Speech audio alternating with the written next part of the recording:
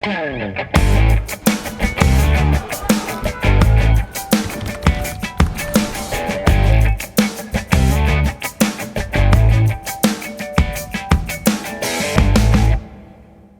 programa de hoje, vamos conversar com a presidenta da Associação Nacional, já está aqui conosco, a Associação Nacional dos Defensores e Defensoras Públicos, que conosco vão falar a respeito da importância dessa associação e do trabalho desenvolvido pelos defensores públicos e defensoras públicas em todo o país.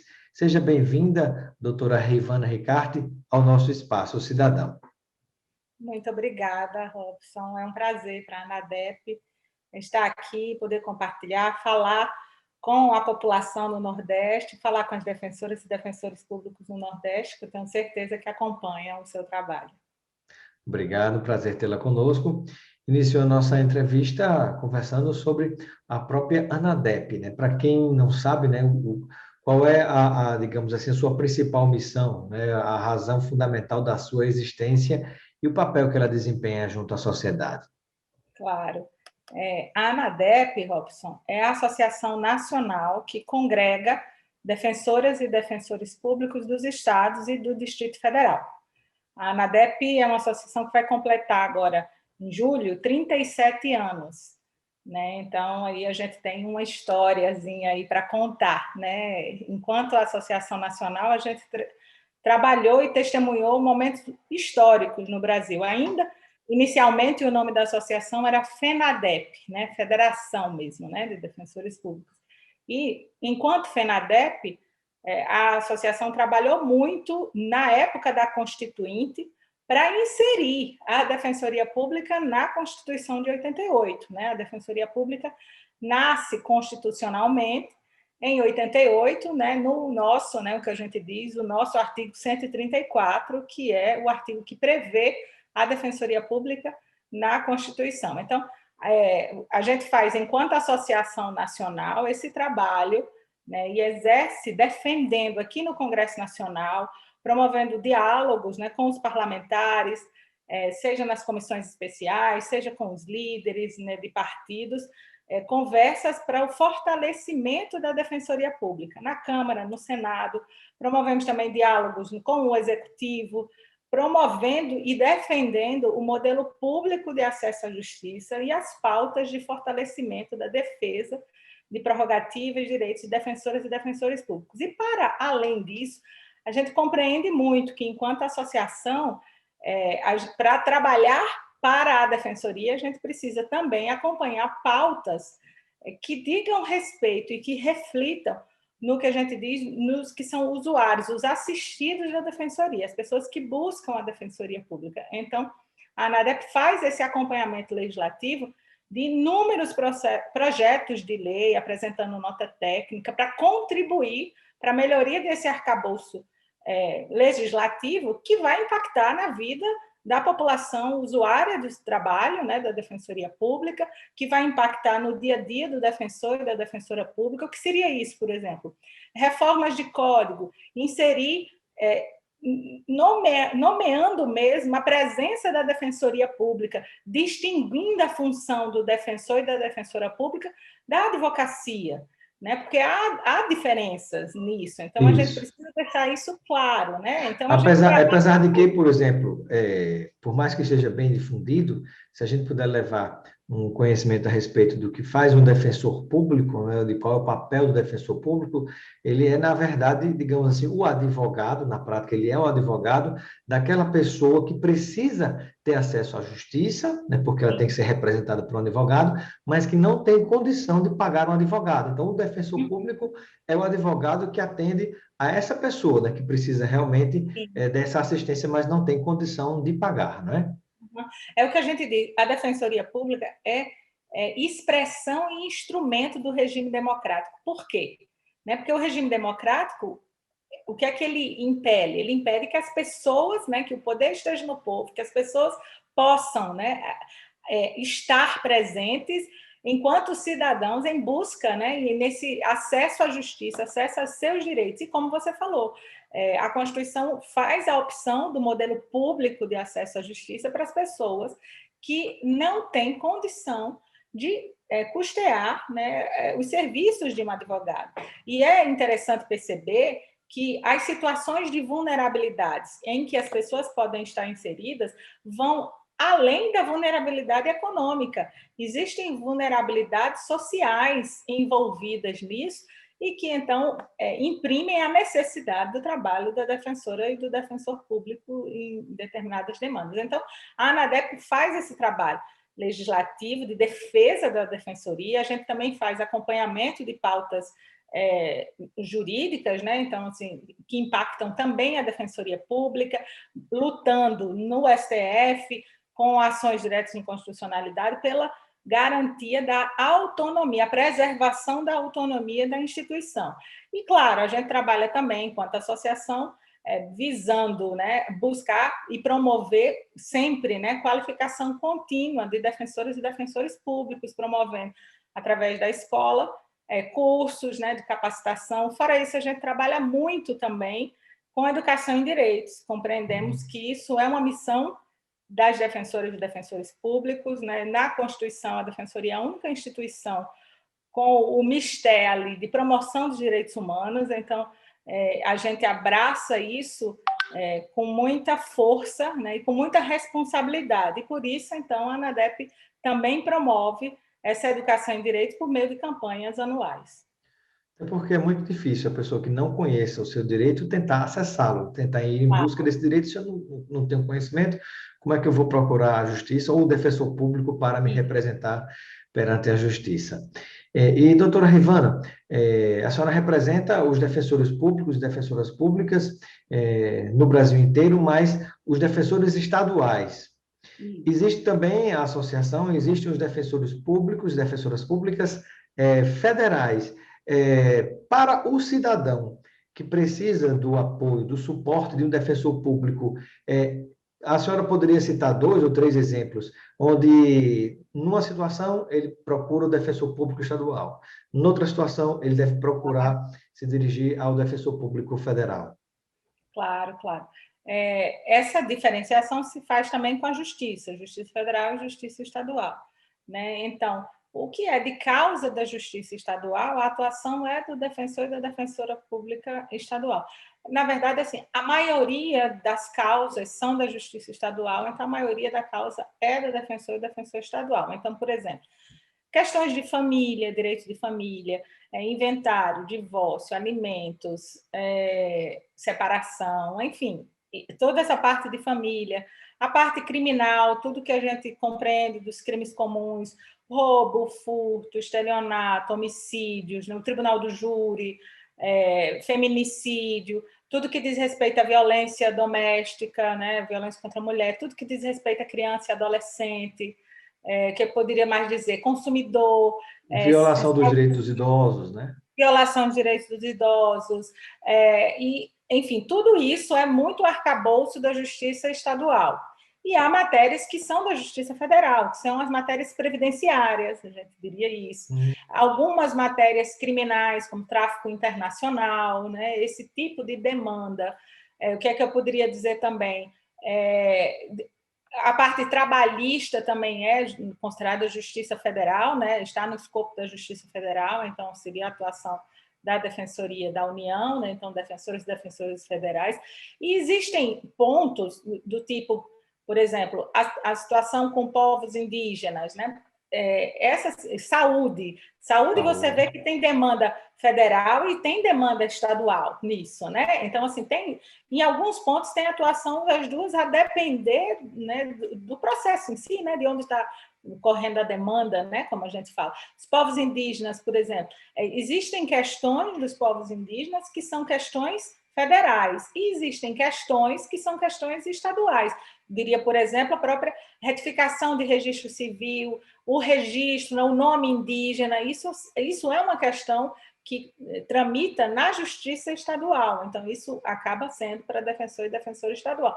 A mesma coisa com quilombos, mesma coisa com população em situação de rua. Algumas vezes há alguma demanda dessas que pode ser também na Justiça Federal, né? Os auxílios, né, agora no governo, na pandemia. Então, toda a questão dos auxílios emergenciais são questões que tem a ver com, né, Justiça Federal.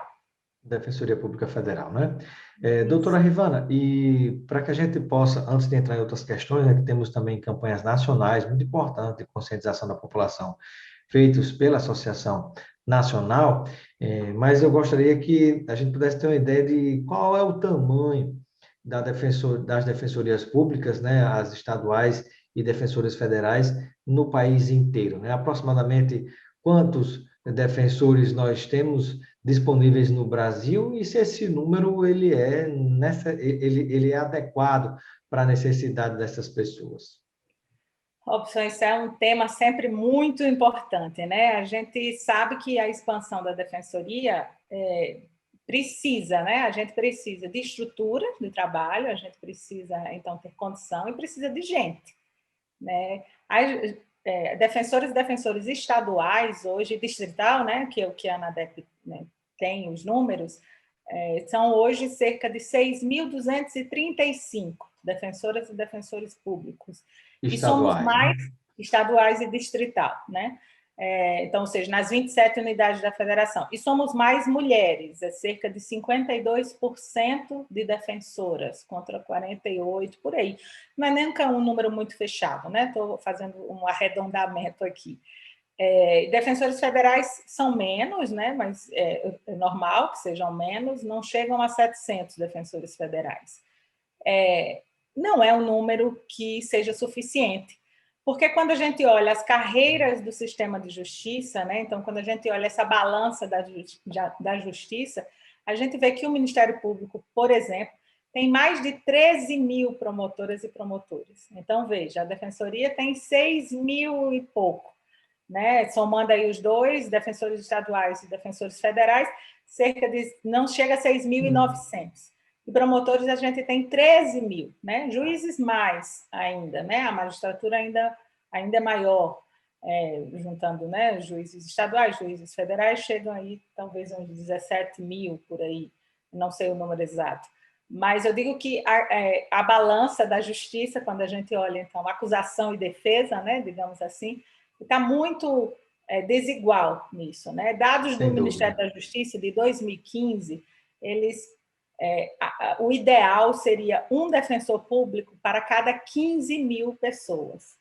Com esse número que a gente tem de defensores públicos e com o número, né, da população brasileira hoje, quase 212 milhões de brasileiros e brasileiras, esse número está muito aquém, né? Hoje, se olhar esse critério do Ministério da Justiça, de 1 a cada 15 mil, hoje a gente está 1 a cada 30 mil. Então, a gente precisaria do dobro do número de defensoras e defensores públicos. Aproximadamente seria o número semelhante ao número de promotores públicos que existe no país. Né? Seria se equiparar ao Ministério Público. Sim, seria esse número semelhante.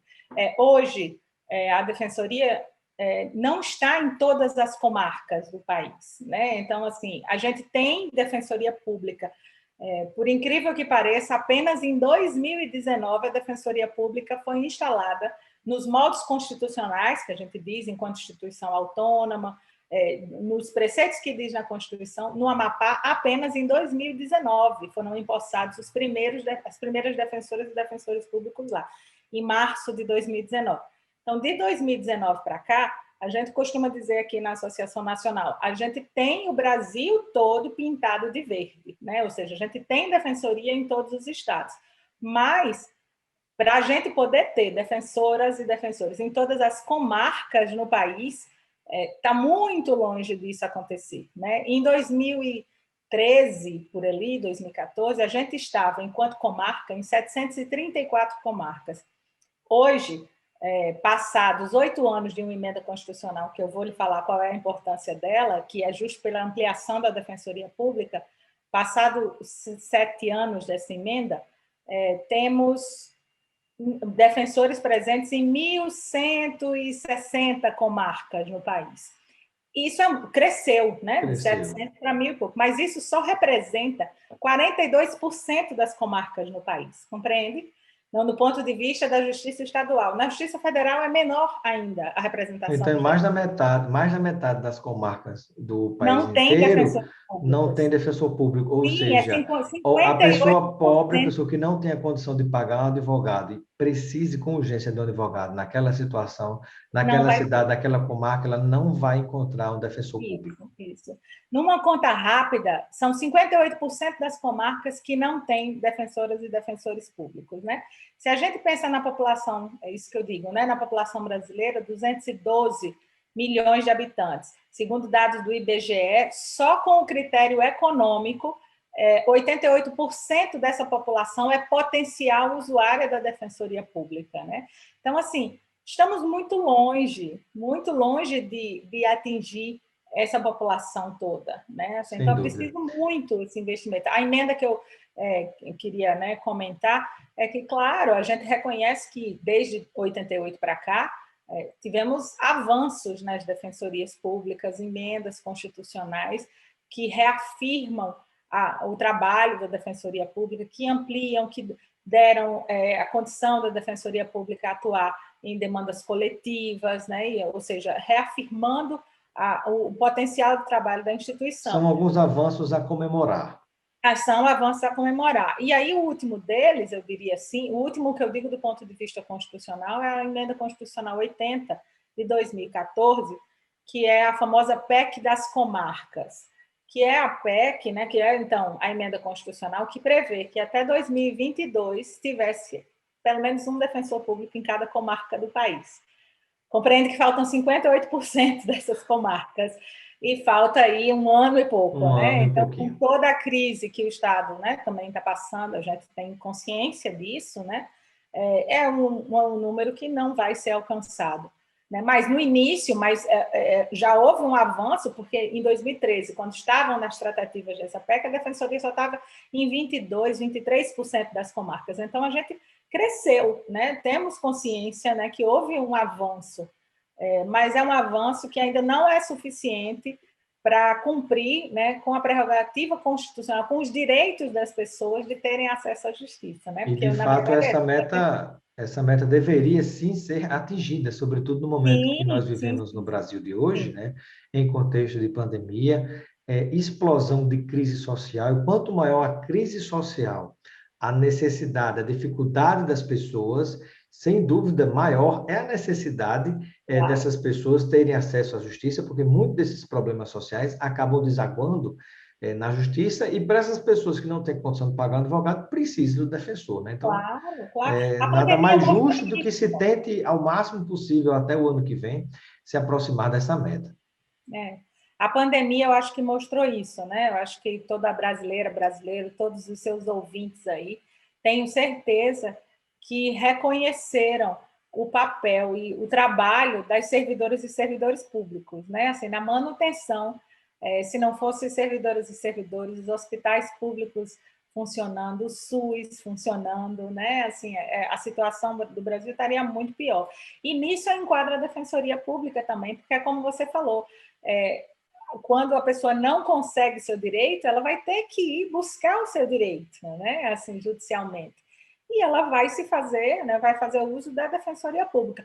Para além da função da Defensoria Pública, de não judicialização, porque a Defensoria trabalha muito na construção de políticas públicas também, no auxílio nessas construções de política pública. Então, trabalha muito no que a gente diz de soluções consensuadas dos conflitos. Então, na Tenta uma pandemia, conciliação cresceu antes muito. de que aquilo se transforme em um processo judicial longo, Claro, demorado, claro, claro, cansativo, né? claro. E na pandemia isso aconteceu muito com provocações de ofícios, recomendações para os governos, né? Assim, para promover o pagamento de alguma coisa ali, o auxílio disso, a distribuição de equipamentos de proteção individual, né? Os EPIs, para a população em situação de rua, para a população, né, vulnerabilizada ali, né? A própria entrada nas aldeias indígenas, né?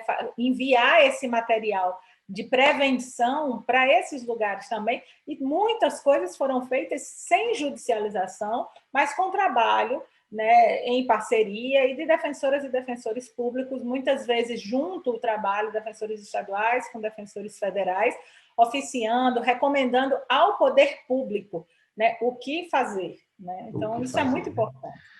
Na prática, como, digamos assim, colaborar com ajustes de conduta, né? Semelhante ao que acontece, por exemplo, com o Ministério Público, que celebra termos de ajuste de condutas, né? Algo desse tipo, né? Para evitar a judicialização e chegar a uma solução mais rápida, comum a todos. Doutora Rivana, e há também campanhas nacionais desenvolvidas pela Associação Nacional dos Defensores e Defensoras Públicas, né? Eu gostaria que a senhora pudesse citar um exemplo de uma campanha, de um tema que seja desenvolvido, trabalhado, e a importância disso para todos aqueles que nos acompanham nesse momento. É assim, Robson, no dia 19 de maio, agora, né, nessa semana, a gente celebra o Dia Nacional da Defensoria Pública. Foi um dia instituído em 2002, ainda no governo, acho que foi 2002, de Fernando Henrique. E é um dia, então, em que a gente diz que, para a gente, né, enquanto defensor e defensora pública, é muito caro, né, para falar com mais potência ainda sobre defensoria pública, para celebrar a defensoria pública e para lutar cada vez mais por seu fortalecimento. Então, desde 2008, a Associação Nacional das Defensoras e Defensores Públicos, a ANADEP, produz campanhas de âmbito nacional, com o apoio das associações nos estados e no Distrito Federal, também com o apoio do Colégio Nacional de Defensores Públicos Gerais, né? Uma campanha em que o que a gente quer é mostrar o que é defensoria pública, é falar sobre defensoria pública a partir de recortes temáticos da atuação da defensora e do defensor público. Então, desde 2008 se iniciou esses projetos das campanhas nacionais, e se a gente vê o histórico das campanhas nacionais, a gente vê que é muito reflexo do que é o entendimento da defensoria pública no país. Este ano, né, de 2021, a gente lançou ontem, né, por meio digital, no webinário, a campanha Racismo se combate em todo lugar, defensoras e defensores públicos pela equidade étnico-racial.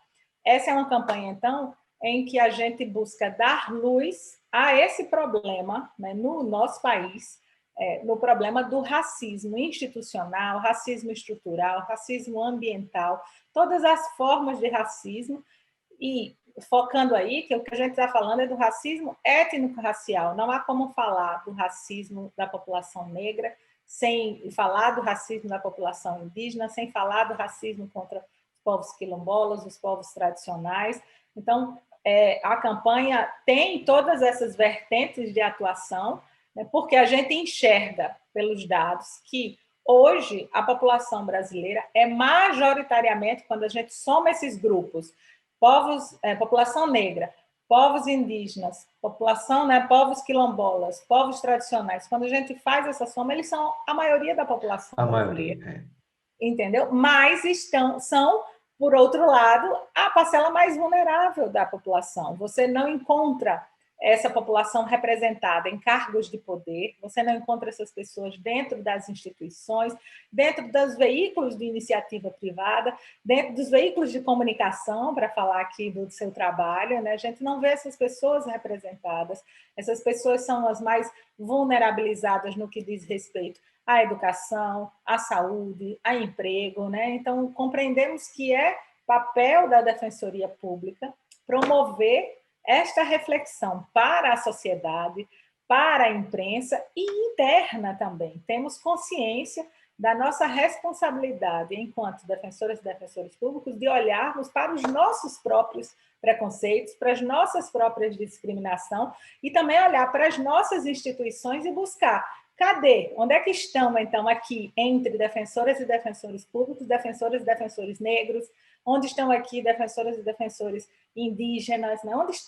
Onde estão essa população que até não... porque, como está muito enraizado, né, em nossos hábitos, né, na nossa própria cultura, né, muitas vezes se absorve, muitas vezes você tem um comportamento, mesmo sem você ser uma pessoa racista, mas às vezes você tem um comportamento que remete ao racismo, né, que é tão presente, é tão vivo na memória, na formação que as pessoas têm, né, sem sem mostrar a importância e a igualdade que existe entre os seres humanos, que muitas vezes as pessoas cometem algumas ações, algumas atitudes, com gestos, com palavras, né, com comportamentos, né, que muitas vezes ou não sabem ou não estão conscientizadas suficientemente para aquilo, né, e É o que acabam a gente fala, ferindo não? as pessoas, né? É o que a gente fala do racismo estrutural, né? É Estrutural. alguma coisa que já está na estrutura da nossa sociedade e precisamos combater esse racismo, né? Assim, a gente, como você falou, usa algumas palavras sem pensar que elas são palavras racistas, né? Elas são palavras xenofóbicas, né? E que existe um termo para utilizar sem precisar usar, por exemplo, falo aqui criado mudo, né? Ao lado das camas, que a gente fala criado mudo. Por que isso? Né? Então, assim, qual é o sentido dessa palavra, né? Da gente utilizar isso? Então, são vários aspectos. Então, a gente produz enquanto, como eu falei, né? Uma campanha anual, que a gente lança, então, todo mês de maio, a gente lança uma nova campanha. A última campanha, ano passado, por causa da pandemia e de ter iniciado todo esse trabalho, foi uma campanha muito voltada para mostrar que as defensoras e defensores públicos não param, ou seja, que seguiam trabalhando e se reinventando durante o período da pandemia, mas a campanha anterior, em 2019, foi pelos direitos das mulheres, né?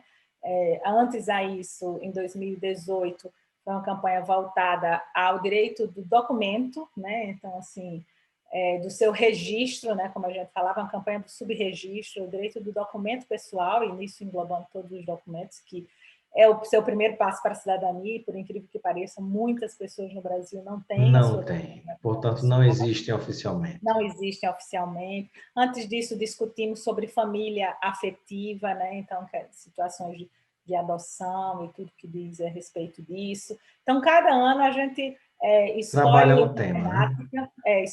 temática, que são temáticas que as defensoras e defensores públicos já atuam, né? Então, a gente já atua em situações de racismo, a gente já atua tanto do ponto de vista criminal, questões de injúria racial, enfim. E quando percebe que a necessidade é muito grande, está acontecendo muito aquele tipo de problema, vocês desenvolvem uma campanha para ajudar a conscientizar, né? Sim, Muito justamente. Até bem. por isso, para as pessoas saberem que a defensoria faz isso, que as pessoas busquem a defensoria pública.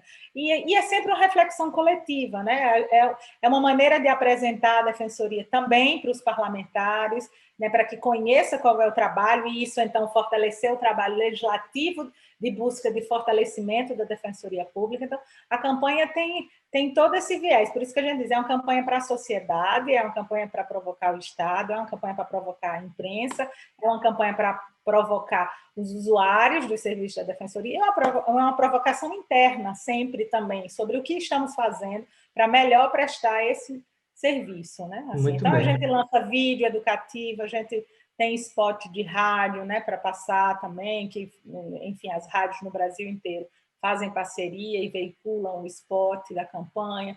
A gente faz material de cartilha, né? Até aqui, para mostrar aqui a cartilha desse ano, né? Que é uma cartilha com Bacana. muitas informações sobre a temática que a gente faz, distribui, né? E é isso, com esse Muito viés de bem. educação e direito. Eu quero agradecer a participação da doutora Rivana Ricarte, que é presidente, é defensora pública, né, e preside a Associação Nacional das Defensoras e Defensores Públicos, que conosco fez essa entrevista tão importante. Muito obrigado, doutora Rivana, pela sua participação, e nas suas despedidas eu peço que informe a quem nos acompanha como pode fazer para acessar essas campanhas, adquirir uma cartilha ou ter acesso ao material para ajudar a divulgar. Certo. Só queria dizer que, até você falando aí do Nordeste, eu sou paraibana de nascimento, então eu tenho uma alegria muito grande de falar para o Nordeste, né? Sou defensora pública no Acre, mas meu pai é defensor na Paraíba também, então o sangue nordestino está na veia do nascimento e está no espírito de escolher a defensoria também, né? Pelo meu pai, eu sei que o Nordeste precisa muito, né? Do fortalecimento da defensoria pública.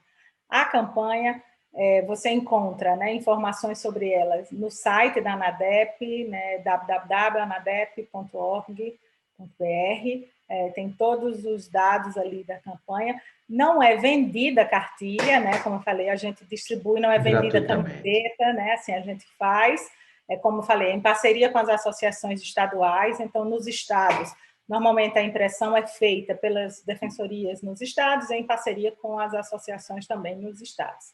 E é isso, estamos abertos, acompanhe as redes sociais da ANADEP, a gente sempre tem promovido também pelo canal do YouTube, palestras, né, para divulgar esses temas e outros temas também. Muito obrigada, Robson. Muito obrigada aos ouvintes. Muito obrigado, doutora Rivana.